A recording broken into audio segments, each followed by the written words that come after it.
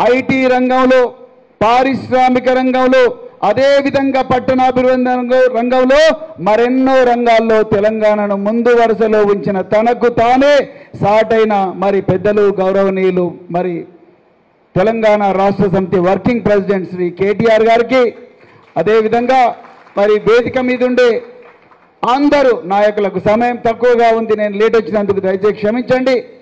మరి వేదిక మీద ఉండే అందరూ నాయకులకు, అదేవిధంగా వేదిక కింద ఉండే పట్టభద్రుల మిత్రులకు, అలాగే మీడియా మిత్రులకు అందరికీ కూడా హృదయపూర్వక ధన్యవాదాలు తెలుపుతూ, మిత్రులారా ఇంతవరకు రాకేష్ రెడ్డి మాట్లాడారు. మరి రాకేష్ రెడ్డి మాటల్లో మీకు ఎక్కడన్నా బూతు పదాలు వినిపించినాయా? ఎక్కడైనా అసభ్యకరమైన భావజాలం ఏమైనా బయటపడ్డదా? లేదు మిత్రులారా.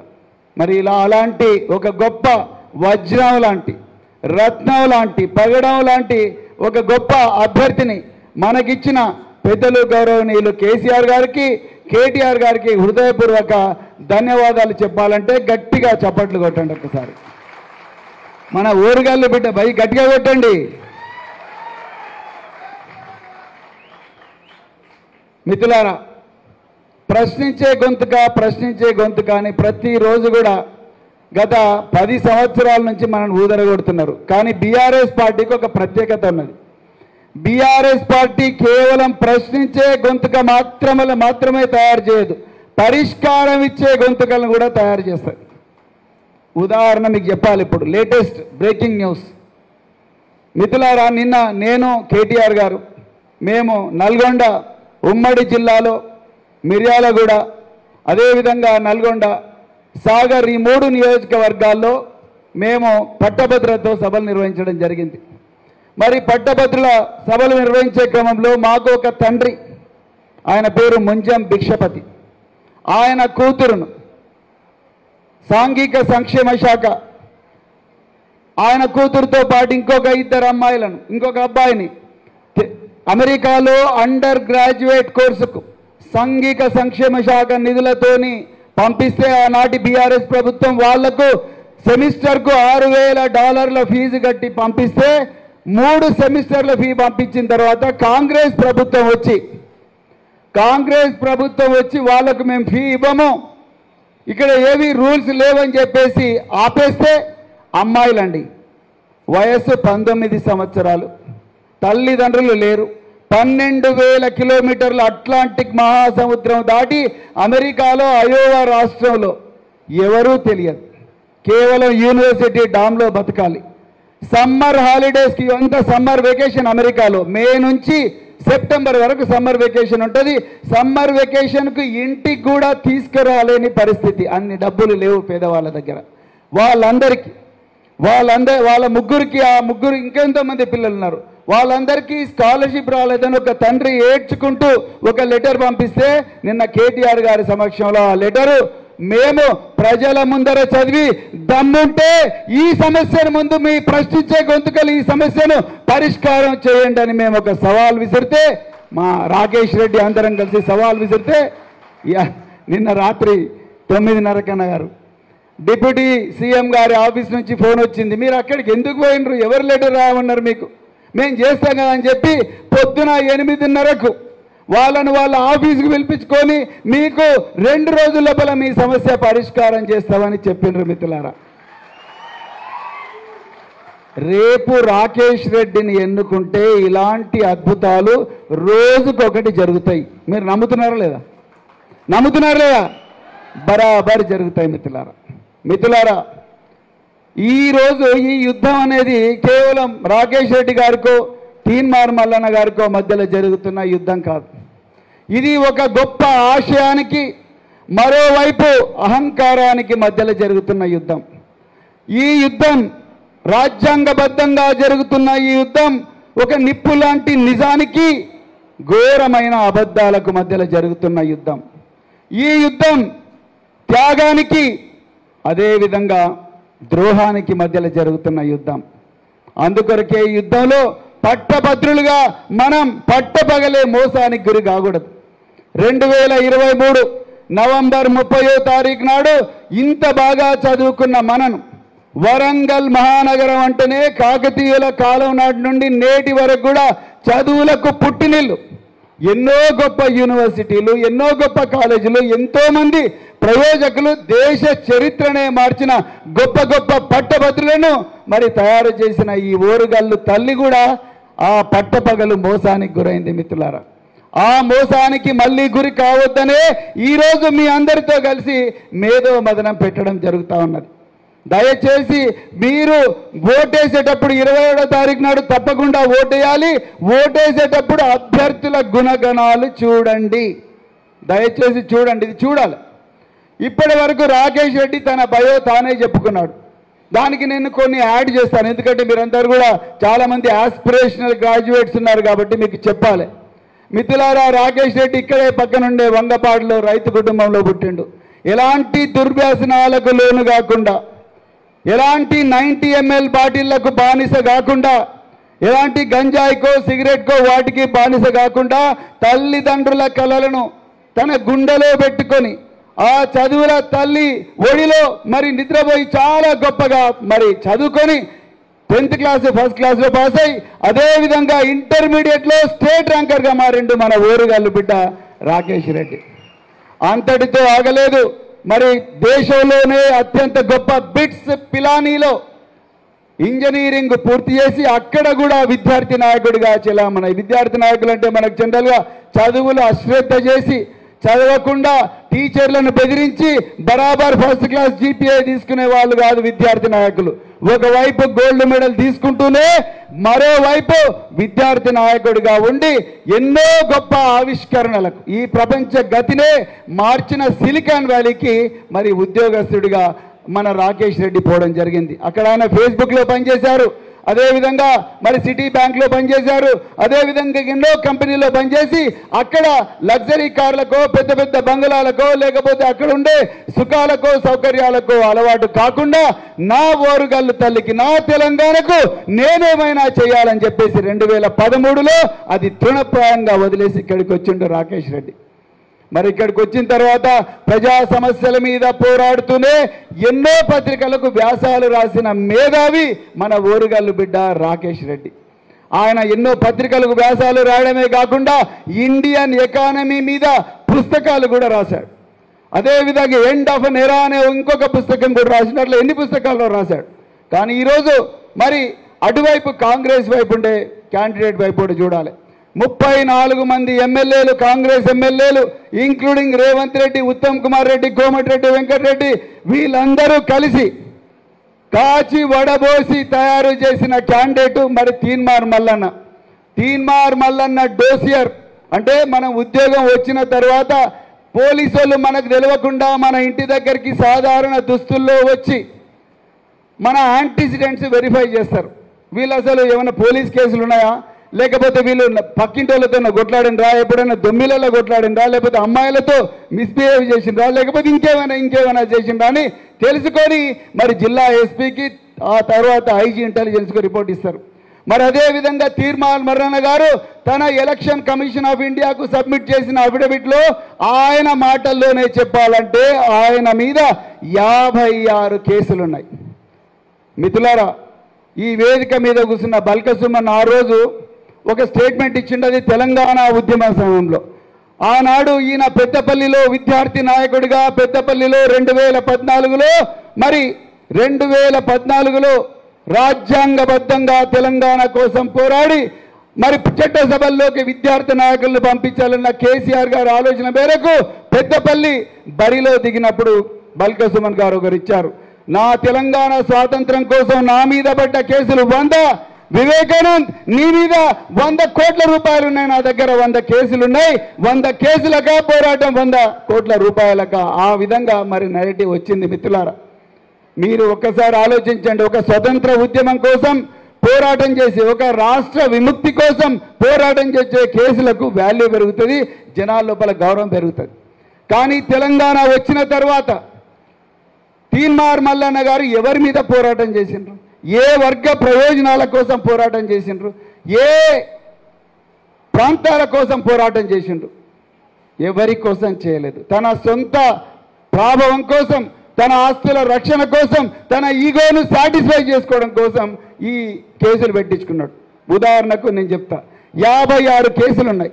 56 కేసుల్లో మోస్ట్ వర్స్ట్ కేసు ఏంటయ్యా అంటే మహిళల ఫోటోగ్రాఫ్స్ గూగుల్ ఇమేజెస్ నుంచి డౌన్లోడ్ చేసుకొని వాటిని మార్పు చేసి వాటిని పబ్లిక్ డొమైన్లో పెట్టడం. ఇది మంచి పనేనా మిత్రులారా?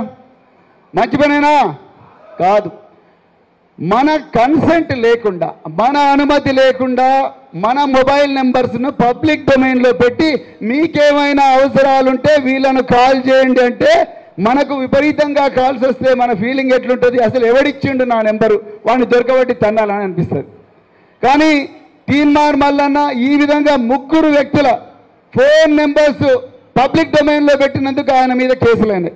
ఇక 3వది, పిల్లలను రాజకీయాల్లో ఎన్ని కక్షలున్నా కూడా పిల్లలను వాళ్ళ ఫోటోగ్రాఫ్స్ పెట్టి కూడా మరి పబ్లిక్ డొమైన్లో పెట్టిండు. అది కూడా జువెనైల్ జస్టిస్ యాక్ట్కు వ్యతిరేకం. అదేవిధంగా మరి మెడ మీద కత్తి పెట్టి డబ్బులు గించిన కేసులు బుక్ అయినాయి. అదేవిధంగా మరి కిడ్నాప్ చేసిన కేసులు బుక్ అయినాయి. ఆత్మహత్యకు ప్రేరేపించిండని చెప్పి 306 ఐపీసీ కింద కేసులు బుక్ అయినాయి. ఆనాటి తెలంగాణ తొలి ముఖ్యమంత్రి కేసీఆర్ గారిని చాలా ఘోరమైన భాషలో తిట్టిండని కేసులు బుక్ అయినాయి. మిత్రులారా, మీరు ఒక్కసారి ఆలోచించండి. నిజంగా ఆయన అనుకుంటున్నట్టే ఇవన్నీ ఫాల్స్ కేసులు అయితే నువ్వు 74 రోజులు జైల్లో ఎందుకుంటావు? ఈరోజు ఆలోచించండి, 74 రోజులు జైల్లో ఉన్న వ్యక్తి, 56 కేసులు బుక్ అయిన వ్యక్తి మన పట్టభద్రుల ప్రతినిధిగా ఉండాలని మీరందరూ కోరుకుంటున్నారా? ఎంతమంది వద్దని అంటున్నారు? చేతులు ఎత్తండి. ఈయన తీన్మార్ మల్లన్న వద్దని ఎంతమంది అంటున్నారు?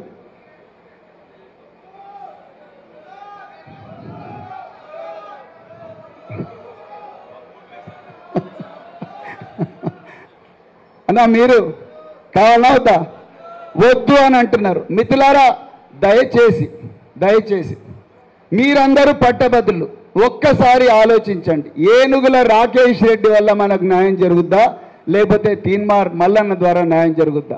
ఇంకొక విషయం కూడా మీకు చెప్పాలి మిత్రులారా, కొంతమంది కోచింగ్ సెంటర్ల యజమానులు, కొంతమంది పేద విద్యార్థుల కోసం న్యాయం చేసిన వ్యక్తులు, వాళ్ళు కూడా ఈ ఎన్నికల బరిలో ఉన్నారు. వాళ్ళకు నిజంగా చాలా ధన్యవాదాలు తెలపాలి. వాళ్ళు ప్రజాస్వామ్యాన్ని నమ్ముకున్నారు, రాజ్యాంగాన్ని నమ్ముకున్నారు. కానీ వాళ్ళు ఒక మంచి వ్యక్తులు, కానీ వాళ్ళు వ్యవస్థను కదిలించలేరు మిత్రులారా. దయచేసి మీరందరూ గుర్తుపెట్టుకోవాలి, వాళ్ళు వ్యవస్థను కదిలించలేరు. వాళ్ళు ఒక మంచి వ్యక్తులుగా మిగిలిపోతారు. నేను వాళ్ళని కూడా రిక్వెస్ట్ చేస్తున్నా, దయచేసి ఏనుగుల రాకేష్ రెడ్డి గారికి మీరు సపోర్ట్ చేయండి.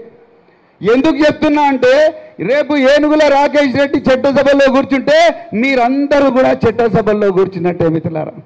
రేపు ఏనుగుల రాకేష్ రెడ్డి చట్టసభల్లో కూర్చుంటే ఆయన వెనక పెద్దలు కేటీఆర్ గారు, ఇక్కడ వేదిక మీద ఉన్న దయాకర్ రావు గారు, బల్క సుమన్ గారు, నన్నపనేని నరేందర్ గారు, అట్లా ఈ విపరీతమైన రాజకీయ అనుభవం ఉన్న గొప్ప మరి రాజనీతిజ్ఞులు ఆయన వెనుక నుంచి గైడ్ చేస్తూ ఉంటారు. వాళ్ళందరూ కూడా మీ అందరి సమస్యల పరిష్కారం కోసం ఏనుగుల రాకేష్ రెడ్డి గారిని మరి గైడ్ చేస్తూ ఉంటారు. రేపు పొద్దున ఏనుగుల రాకేష్ రెడ్డి గారు లెజిస్లేటివ్ కౌన్సిల్లో ఒక స్టేట్మెంట్ ఇస్తే అది ఆదిలాబాద్ నుండి అలంపూర్ దాకా, కోదాడ నుండి కొల్లాపూర్ దాకా ప్రతి చోట కూడా విద్యార్థులు వాళ్ళ కోసం గలమెత్తే ఎంతో మంది, లక్షలాది మంది బీఆర్ఎస్ కార్యకర్తలు రోడ్డు మీదకి వచ్చి మీ ప్రయోజనాలను రక్షిస్తారు మిత్రులారా. కానీ ఈ కోచింగ్ సెంటర్ల యజమానులు కానీ, ఈ యూట్యూబ్ ఛానల్లో కోచింగ్ చెప్పే మంచి మిత్రులు ఎవరైతున్నారో వాళ్ళందరూ కేవలం ఒక వాయిస్గానే మిగిలిపోతారు తప్ప వాళ్ళు వ్యవస్థను పూర్తిగా కదిలించే ఒక సాఫ్ట్ పవర్ కానీ హార్డ్ పవర్ కానీ వాళ్ళ దగ్గర ఉండదు మిత్రులారా. అది కూడా దయచేసి గుర్తుపెట్టుకోండి.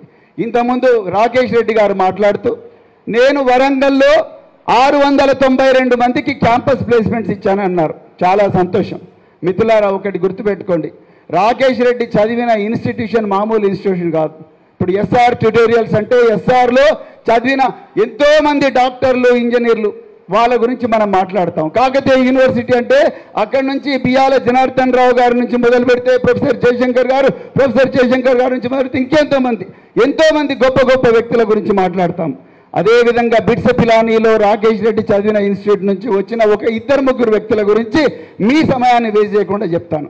మొట్టమొదటి సమీర్ భాటియా. సమీర్ భాటియా మనకందరికీ ఈమెయిల్ అంటే తెలియని రోజుల్లోనే ఈమెయిల్ను ప్రపంచానికి, దేశానికి కాదు ప్రపంచానికే పరిచయం చేసిన వ్యక్తి సమీర్ భాటియా. ఆయన తయారు చేసిన ప్రోడక్ట్ hotmail.com. ఇప్పుడు మనమందరం జీమెయిల్కి వచ్చినాం, కానీ hotmail.com అప్పుడు ఒక హాట్ ప్రోడక్ట్. ఈ hotmail.comను $400 మిలియన్ బిల్ గేట్స్ కొనుక్కున్నాడు. ఆ సమీర్ భాటియా బిట్స్ పిలానీలో చదివాడు. కేటీఆర్ గారికి బాగా తెలుసు redbus.in. ఈ redbus.in లేనప్పుడు మనం ఆర్టీసీ బస్సుల్లో టికెట్లు బుక్ చేసుకోవాలన్నా, ప్రైవేట్ బస్సుల్లో టికెట్లు బుక్ చేసుకోవాలన్నా బస్ స్టేషన్లకు పోయో, లేకపోతే రోడ్ల మీద ఎండ నిలబడో, వానకు దడిచో, ఎక్కడ పడితే అక్కడ ఎన్నో కష్టాలు పడి బుక్ చేసుకునే వాళ్ళం. మధ్యలో ఎన్నోసార్లు చాలా ఇబ్బందులు అయ్యేవి. కానీ ఈరోజు ఫణీంద్ర సమ, నిజామాబాద్ అబ్బాయి, బిట్స్ పిలానీలో చదువుకున్న వ్యక్తి ఫణీంద్ర సమ రాత్రింబవలు శ్రమించి redbus.in, విన్నారా ఎప్పుడైనా redbus.in? ఇప్పుడు అభి బస్సు, రెడ్ బస్ అని 2 ప్రోడక్ట్స్ వచ్చినాయి. redbus.in అనే ప్రోడక్ట్ను తయారు చేసిండు మిత్రులారా. అలాంటి క్యాంపస్ నుంచి వచ్చిండు.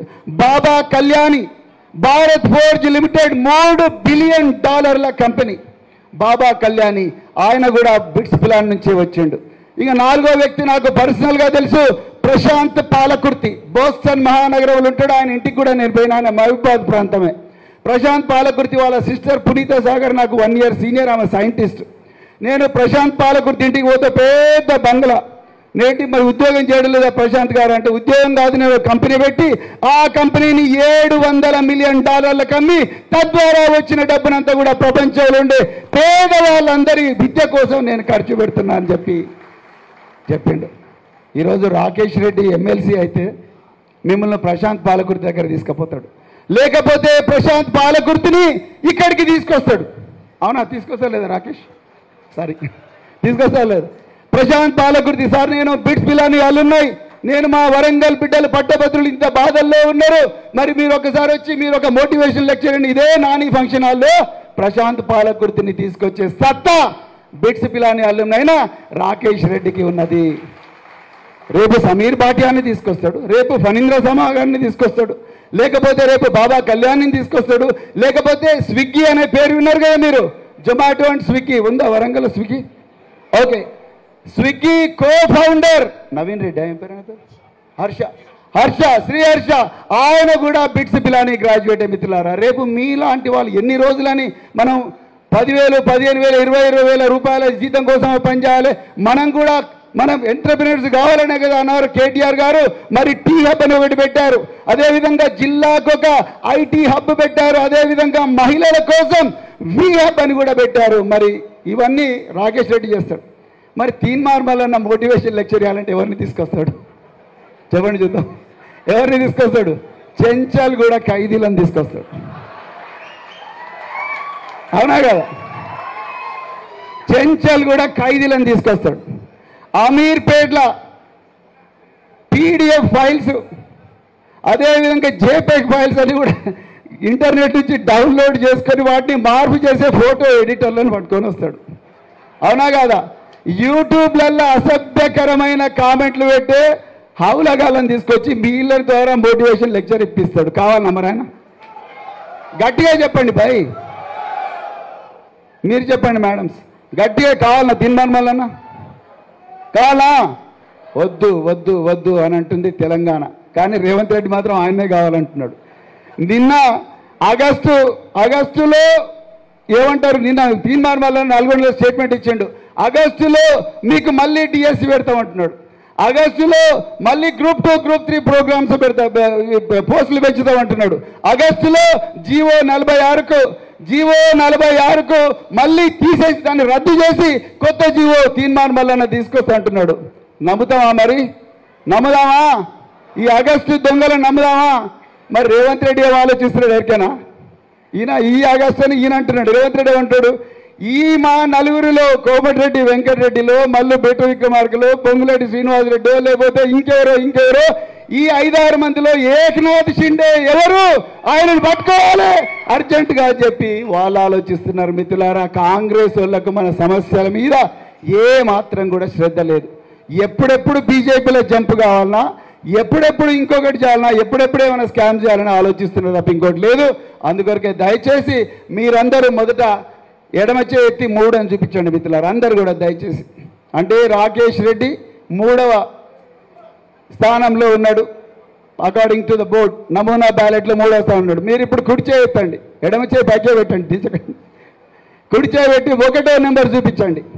1 అని రాయాలి. పట్టభద్రులారా ఇవన్నీ బాగా గుర్తుపెట్టుకోవాలి. పొద్దున నిద్ర లేగానే 3, 1, రాత్రి నిద్రపోయేటప్పుడు 3, 1, మధ్యాహ్నం లంచ్ చేసేటప్పుడు 3, 1, మార్నింగ్ జాగింగ్ చేసేటప్పుడు 3, 1. అంటే 3rd పొజిషన్లో ఉండే రాకేష్ రెడ్డికి 1వ నెంబర్ అని రాయాలి. ONE 1 అని రాయొద్దు, 1 అని రాయొద్దు, శ్రీరాముడు నీవే కలవని రాయొద్దు, లేకపోతే ఇవన్నీ రాయొద్దు, ఓన్లీ 1 అని రాయాలి మిత్రులారా. మరి మరొక్కసారి ఇంత చక్కటి అవకాశం ఇచ్చి మీరందరూ కూడా ఇంత ఓపికగా మీ